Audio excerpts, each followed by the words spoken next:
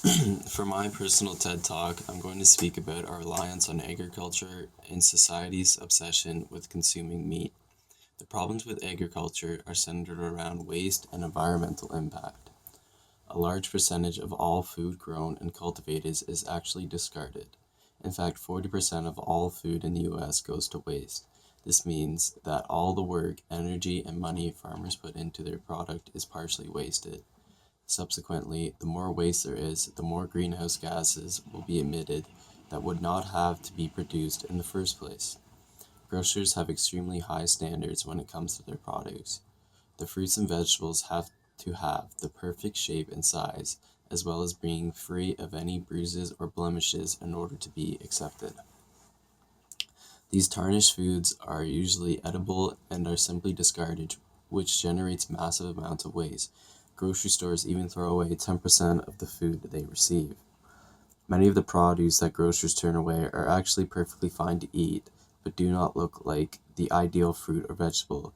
Some solutions could even include discounting bruised foods or discounting foods that are close to expiry.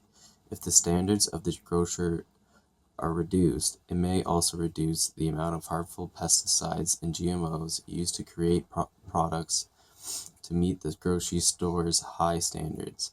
A small solution to this problem has already been created in France.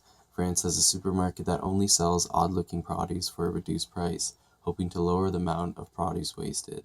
If more people realize that you eat food for your stomach and not for your eyes, less produce would be wasted. Second of all, our reliance on animals is a very profound problem because the majority of people enjoy meat so much and eat it so often that they don't consider the effects of mass meat production. The cultivation of livestock is responsible for 18% of greenhouse gas emissions, which is larger than the share of transportation methods. Not only does the domestication of livestock take up land, but 30% of the Earth's ice-free surface is used to raise grains, fruits, and vegetables that are solely used to feed the chicken, pigs, and cattle we eventually eat. None of this land is used to feed humans. The simplest solution to this problem would be to stop eating meat so regularly, or even not at all.